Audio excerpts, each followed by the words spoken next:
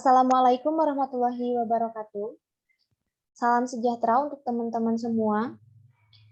Pada kesempatan ini saya, Leni Lelita dengan NIM 198230113 bersama rekan saya Lisnawati dengan NIM 198222023. Pada kesempatan ini kita akan menjelaskan mengenai kejadian, skala kekuatan, dan kajian seismologi.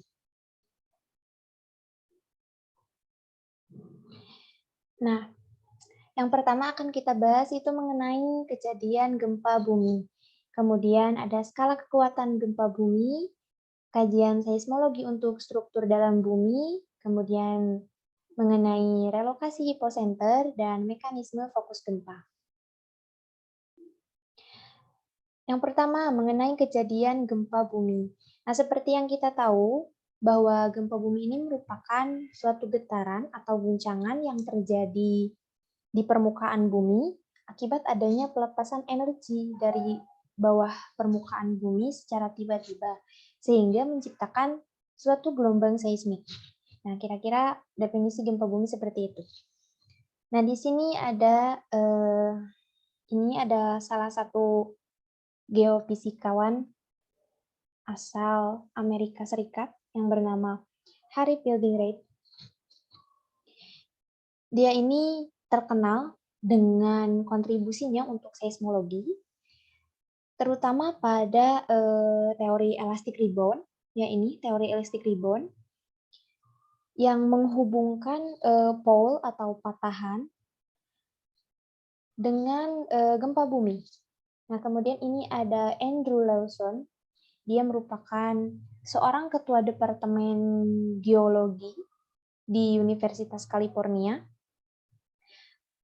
Andrew Lawson ini juga dia menemukan sesar San Andreas di California Utara ya, di Amerika Serikat pada tahun 1895. Yang kira-kira San Andreas ini memiliki panjang sekitar 1.300 km yang membentang hingga ke California Selatan. Nah, kemudian setelah gempa sesar San Andreas ini, terjadi lagi gempa bumi pada tahun 1906, yaitu gempa bumi San Francisco. Itu juga di California. Nah, San Francisco ini memiliki intensitas mencapai skala 11 mmi. Skala mmi, kedengaran asing ya teman-teman, tapi kita tahulah skala mmi atau yang kita sebut skala Mercalli ini memiliki intensitas yang diukur berdasarkan tingkat keterasaannya oleh manusia serta tingkat kerusakan. Kemudian rentang skala mmi ini dicatat dari 1 sampai 12, ditulis dengan angka Romawi ya. Nah, sehingga besar nilai skala mmi-nya, semakin besar nilai skala mmi-nya, maka akan semakin terasa getaran dan kerusakannya oleh manusia. Dan gempa bumi San Francisco ini tadi tercatat memiliki skala 11 pada skala mmi. Sehingga digolongkan sebagai gempa bumi yang dahsyat. Nah, dari San Francisco tadi, Harry dan Andrew, mereka join untuk meneliti dari adanya gempa San Francisco tersebut. Kemudian muncullah teori elastic rebound yang dicetuskan oleh Harry. Nah, teori elastic rebound ini dikembangkan pada tahun 1908 setelah 2 tahun setelah terjadinya gempa San Francisco. Nah, di sini teori elastic rebound yang tadi, secara umum teori elastic rebound itu yaitu membahas mengenai hubungan patahan dengan gempa bumi. Nah, di sini teori elastic rebound ini dimodifikasi oleh salah seorang ahli. Nah, sehingga diperoleh beberapa pernyataan sebagai berikut. Yang pertama, teori elastic rebound ini merupakan pengetahuan yang lebih baik tentang kejadian regangan regional yang berkaitan dengan teori tektonik lempeng. Jadi gini teman-teman, kalau kita berbicara mengenai gempa bumi, kita juga berbicara tentang penyebab terjadinya gempa bumi tersebut. Kemudian kita juga berbicara magnitudenya atau skala kekuatannya atau efek dari adanya gempa bumi tersebut. Nah, dari penyebab terjadinya gempa bumi, ada yang namanya natural cause atau penyebab secara ilmiah dari gempa bumi, dan salah satu penyebabnya adalah tektonik lempeng atau pergeseran lempeng bumi, di mana dari pergeseran lempeng tersebut akan menyebabkan patahan. Nah, ketika patahan itu terbentuk akibat adanya dua zona yang saling dorong-mendorong atau tarik-menarik atau yang saling istilahnya bersubduksi satu dengan yang lainnya dalam jangka waktu tertentu, maka akan terjadi pelepasan energi yang menyebabkan gempa bumi. Nah, sehingga di sini pada teori elastic rebound disebutkan bahwa hubungan patahan dengan gempa bumi itu apa? Yaitu sebagai penyebab dari adanya bencana gempa bumi. Nah, sebetulnya gempa bumi itu sendiri tidak disebut sebagai bencana, tapi jika menimbulkan korban jiwa, maka gempa bumi tersebut disebut sebagai bencana.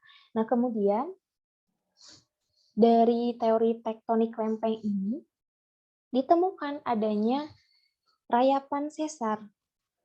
Seperti yang tadi kita bahas, sesar San Andreas, kemudian ini ada Palung Mariana di Filipina, kemudian ini ada sesar Semangko di sepanjang Pulau Sumatera ya di Indonesia ini.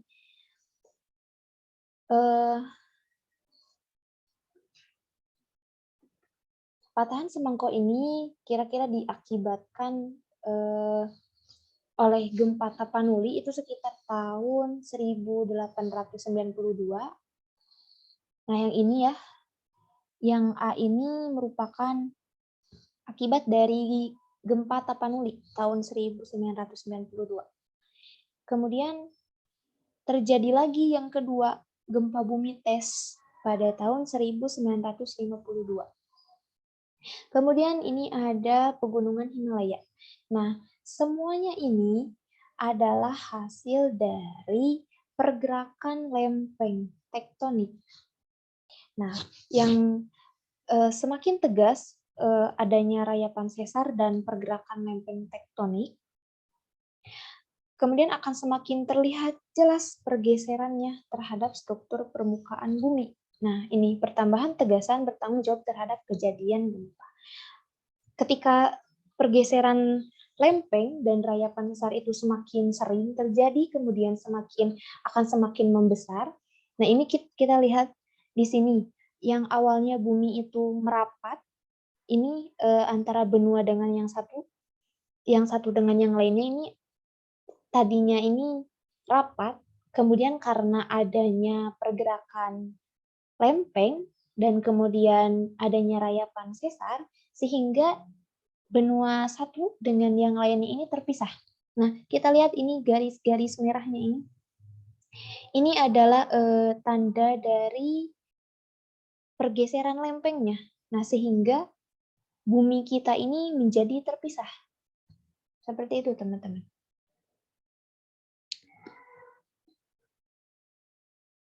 Nah, kemudian untuk melihat energi yang dihasilkan oleh suatu gempa bumi atau magnitudenya, ini terbagi ke dalam beberapa skala. Nah, namun skala yang paling umum kita gunakan adalah magnitude scale, bukan Richter scale lagi. Dulu kan kita kalau misalkan dengar gempa bumi, pasti kita tahu ukuran gempa bumi itu berapa SR, sekian SR misalkan. Tapi sekarang yang paling umum digunakan ini adalah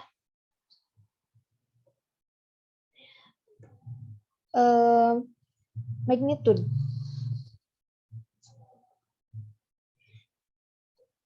Nah, apa alasannya magnitudo ini dinilai digunakan hingga sekarang? Karena skala magnitudo ini dinilai lebih representatif untuk mengukur kekuatan suatu gempa dari sumbernya. Nah, apa bedanya dengan skala Richter? Nah, kalau skala Richter hanya digunakan untuk mengukur kekuatan gempa lokal yang sumbernya dekat dengan sumber sensor gempa yang kurang dari 100 km. Nah, kemudian saya pernah baca di suatu artikel kalau skala Richter ini hanya cocok untuk gempa dekat saja atau gempa lokal dengan magnitudonya yang berkisar 6,0 magnitudo, kemudian yang di atas magnitudonya itu berkisar ya di 6 ke atas, sehingga dari 6 ke atas itu perhitungannya kurang representatif ya, sehingga digunakanlah skala magnitudo ini. Nah, skala magnitudo ini ada beberapa macam. Yang pertama magnitudo lokal atau ML atau local magnitude. Yang perhitungannya ini dirumuskan dengan ML sama dengan log A dikurangi log A0, di mana A ini adalah amplitudo dan A0 ini amplitudo awal yang digunakan sebagai acuan. Kemudian magnitudo gelombang badan atau MB atau body wave magnitude yang perhitungannya dirumuskan dengan MB sama dengan log A ditambah C1 log D ditambah C2. Kemudian yang ketiga, magnitudo gelombang permukaan atau MS atau surface wave magnitude yang dirumuskan dengan MS sama dengan log A 20 ditambah 1,66 log D ditambah 2,0. Nah, log A20 ini adalah amplitudo yang dihitung dengan waktu 20 second. Nah, yang keempat ini ada magnitudo momen atau MW atau momen magnitude yang dirumuskan dengan MW sama dengan log M0 dibagi 1,5.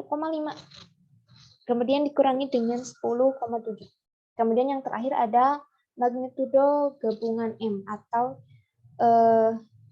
ya ini gabungan antara energi gempa, energi kinetik gempa dan intensitasnya. Nah, kemudian tadi ada yang kelewat teman-teman mengenai klasifikasi gempa bumi menurut Howell yang ia cetuskan pada tahun 1959. Yang pertama ada gempa bumi tektonik yang diakibatkan oleh yang pertama oleh teori elastic rebound tadi, kemudian ada robekan tiba-tiba pada saat aliran plastik, kemudian adanya perlipatan. Kemudian yang kedua, gempa bumi gunung api yang diakibatkan oleh letusan, kemudian proses kristalisasi, ini tension cracking, atau apa ya istilahnya tension cracking gitu. Adanya kegiatan patahan yang sangat tarik lah gitu. Kemudian ini ada intrusi magma. Kemudian yang terakhir ada gempa bumi benturan. Ini yang diakibatkan oleh ledakan di permukaan bumi, kemudian meteor, runtuhan gua, longsoran, dan sebagainya. Nah, untuk pembahasan selanjutnya yaitu mengenai kajian seismologi untuk hmm, struktur dalam bumi. Untuk pembahasan ini akan dijelaskan oleh rekan saya, Lisna. Kepada Lisna, silakan. Yang selanjutnya yaitu kajian seismologi untuk struktur dalam bumi. Kurva jarak waktu dari berbagai fase gelombang yang didapat yaitu gelombang P, gelombang S, dan gelombang permukaan air. Jika diplot antara waktu tiba dan jarak yang akan memberikan gambar yang berbeda. Dari plot ini didapat bahwa kecepatan rambat gelombang gempa merupakan gradien dari kurva yang didapat. Pada saat gelombang merambat di dalam bumi, ternyata dijumpai perubahan kecepatan yang dramatik pada kedalaman tertentu, yaitu pada kedalaman sekitar 50 km dan 2.900 km. Lokasi di mana terjadi perubahan tersebut sebagai bidang diskoinetas yang dikenal sebagai bidang diskoinetas Moho dan bidang diskoinetas Gunternberg. Selain itu, juga dikenal satu kontinuitas yang lebih dangkal disebut diskoinetas Conrad. Gelombang gempa pada dasarnya mengalami refleksi atau refraksi, sehingga dikenal berbagai fase gelombang gempa. Selain itu, Gunternberg juga mengemukakan bahwa inti bumi bersifat cair. Hal ini disimpulkan dari ketidakhadiran gempa yang seharusnya melewati gelombang es. Daerah tersebut ada wilayah yang disebut sebagai zona bayangan. Yang selanjutnya, relokasi hipocenter.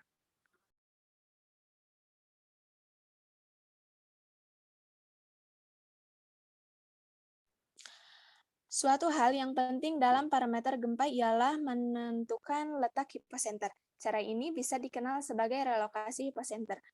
Suatu hal yang harus dilakukan ialah menemukan jarak dan halaman. Kedua besaran tersebut dapat dihitung dengan menggunakan kurva waktu rambat. Kurva waktu rambat dapat dihitung menggunakan modal pelapisan dalam bumi yang tertentu, sehingga daripadanya dapat dihitung parameter yang kita inginkan.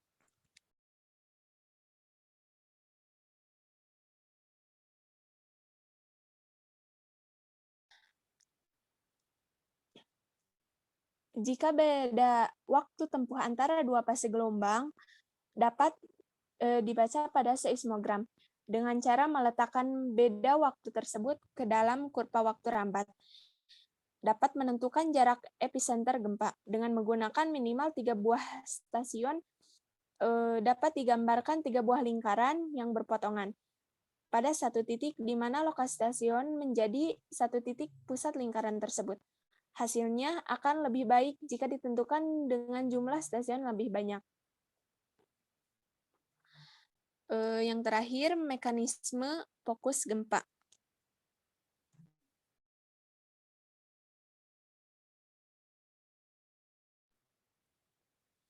Jika suatu energi di dalam bumi dilepaskan, maka akan terjadi radiasi ke segala arah.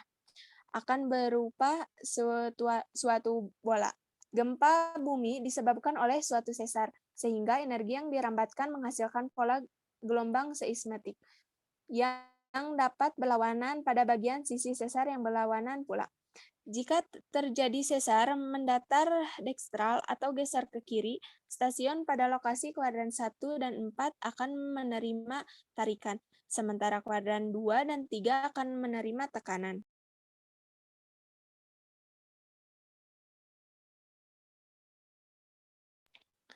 Akibat pergeseran pertama dari gelombang P akan ke bawah untuk tarikan dan ke atas untuk tekanan. Cara mengidentifikasi sifat asal gempa semacam ini disebut sebagai mekanisme fokus gempa.